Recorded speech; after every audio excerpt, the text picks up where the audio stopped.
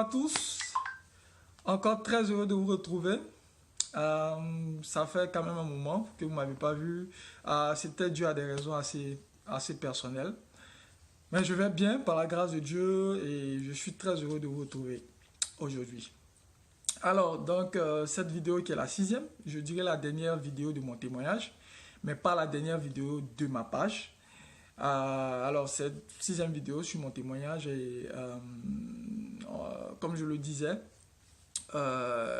j'ai obtenu le visa pour les États-Unis, le visa pour les études aux États-Unis. Et les études coûtent quand même cher aux États-Unis, donc il fallait quand même que j'ai des épargnes. J'ai une épargne qui allait me permettre non seulement d'avoir un logement et de pouvoir également vaquer à mes besoins personnels en termes de nourriture, etc. Alors, le truc, c'est que avant de partir, euh, j'avais une information qui était un peu erronée. J'avais une information erronée. C'est que l'information que j'avais reçue était que, pour moi, était que avec un visa étudiant, lorsque tu arrives, tu t'inscris et tu as la possibilité au fait de pouvoir travailler et puis payer tes études. Et je pense que certains aussi ont eu cette information. Moi, c'est l'information que j'avais eue. Et donc, je me suis dit, ok, je prends une épargne, j'ai une épargne. Avec cette épargne-là, elle va me permettre de pouvoir déjà subvenir à mes besoins pendant 6 mois, mes études, ma nourriture, mon logement. Et pendant ces 6 mois-là, j'aurai la possibilité de pouvoir trouver un boulot et puis financer mes études convenablement. Donc, c'était le plan qui était là. Alors, donc, j'ai mon épargne et je me dis aussi que, bon, pourquoi pas investir aussi ici, en Côte d'Ivoire, bien sûr, et avec les retombées de cet investissement-là, les bénéfices de cet investissement-là, me permettent de pouvoir financer encore financer mes études davantage. Donc, je me suis dit, ok, d'accord. Donc, j'investis en Côte d'Ivoire et puis je fonce, je trouve un boulot et tout est parfait. Voici le plan qui était mis en place. Donc, alors, j'investis ici une partie de mon épargne, une très bonne partie de mon épargne, et j'arrive aux États-Unis. J'arrive à Oklahoma par le bien. Je voudrais même préciser que saluer d'abord un ami, Samuel Sanga Ouattara, si tu regardes la vidéo, qui est aussi aux États-Unis ici, qui a été également un canal très, très important pour mon départ aux États-Unis, puisque l'école dans laquelle je partais est une école dans laquelle il était dans cette école-là et il m'a vraiment aidé en termes de contact afin de pouvoir avoir une admission au niveau de cette école-là. Donc je te dis encore merci Samuel, merci pour tout ce que tu fais, que tu as fait et que Dieu te bénisse. Alors donc j'arrive à Oklahoma, j'arrive en plein hiver, il fait vraiment froid, il faut s'adapter et voilà. Voici que je commence, je m'inscris dans l'école pour les cours d'anglais. Et j'arrive, je commence, je suis logé. Et voici que je commence au fait à avoir les vraies informations par rapport au système éducatif, par rapport à l'intégration. Alors, tenez-vous bien, je me rends compte que il est impossible pour moi d'avoir du boulot avec ce statut d'étudiant. Parce qu'un étudiant, il va pour étudier, il ne va pas pour travailler. Et le boulot dont on me parlait, c'est un boulot qui n'est pas full-time, ce n'est pas un boulot à plein temps, c'est un boulot à temps partiel. Et c'est après un certain temps que tu bénéficies de cela. Donc ça veut dire que pendant ce temps, il faut que tu aies les moyens pour pouvoir gérer ton logement, payer tes études, ton transport, etc., la nourriture, etc. Waouh! Ainsi que je me trouve dans les pétards encore. Je me trouve dans les pétards. C'est une réalité. Je suis aux États-Unis. Ce qu'on a au pays, ce n'est pas des informations qu'on a. On pense que tout est beau, la vie est tellement belle. Lorsqu'on arrive, on tombe en même temps sous de l'or. J'arrive dans les réalités, ce n'est pas du tout le cas. Donc voici que je suis coincé financièrement. Voici que les moyens que j'ai apportés ne suffisent pas. Alors parallèlement, donc, je réfléchis, je me retourne alors à l'investissement que j'ai eu à faire au pays. Je me dis que, ok, avec cet investissement-là, je pourrais, je pourrais tenir le coup, je pourrais financer mes études. Ça, c'est une autre option. Voilà, même si je ne trouve pas du boulot.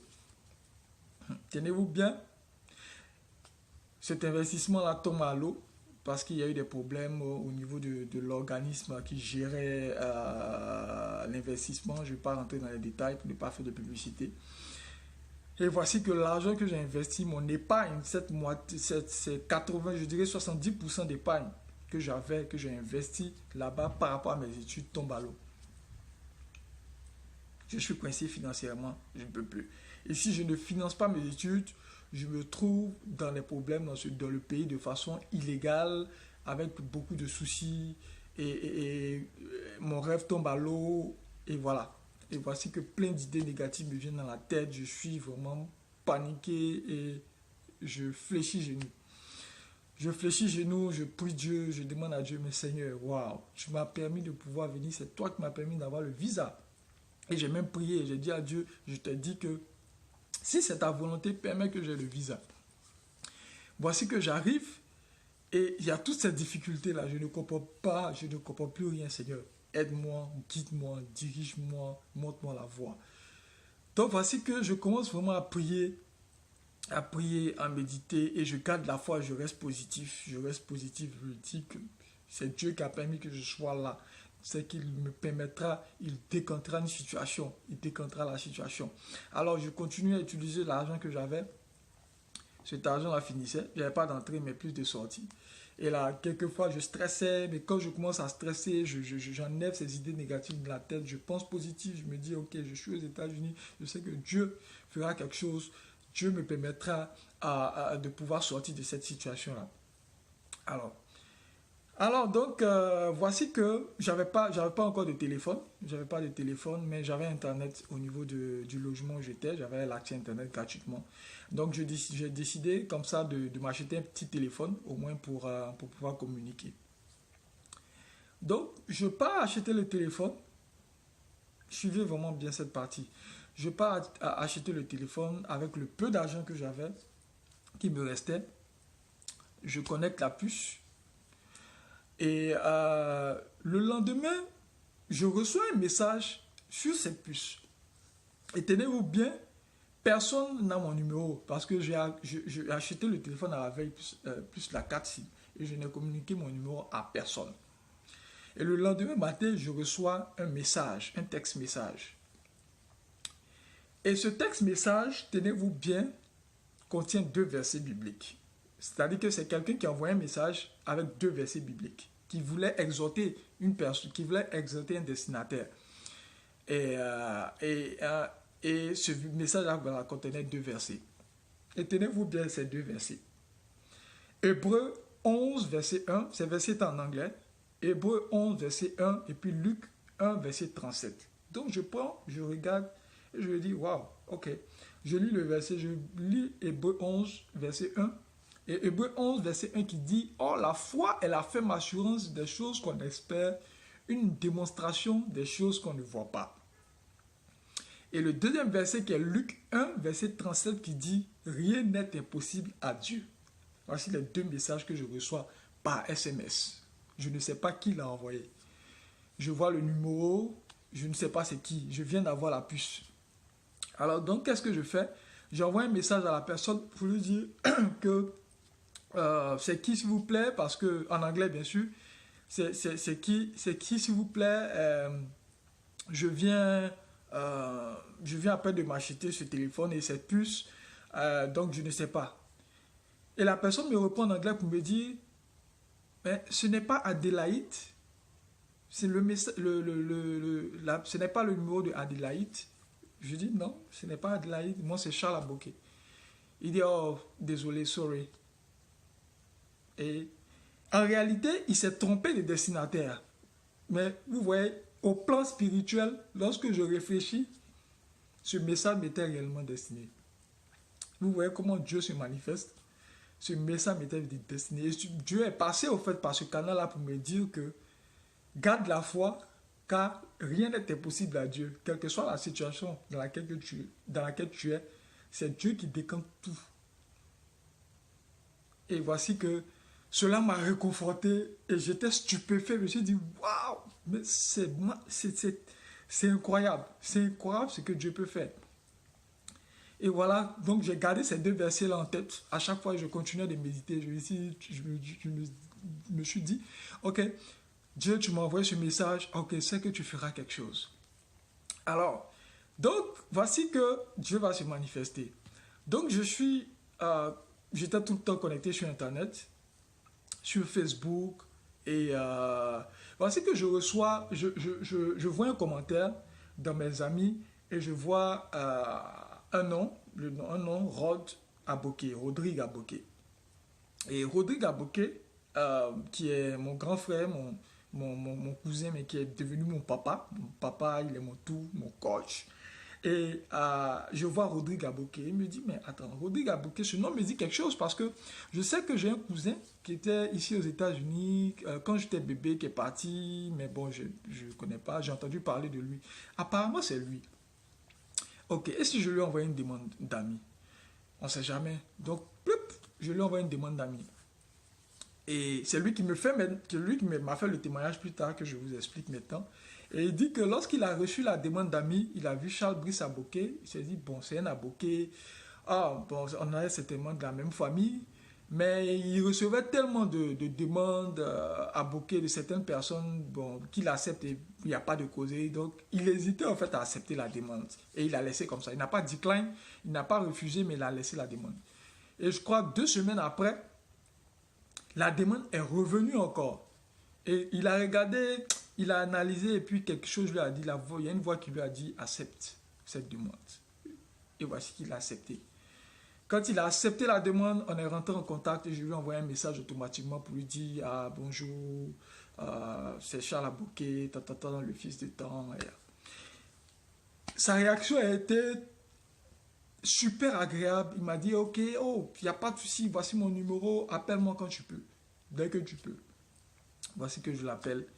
Je lui explique la situation que j'ai vécue, que je traverse. Moi, j'étais à Oklahoma et lui, il vit en Californie.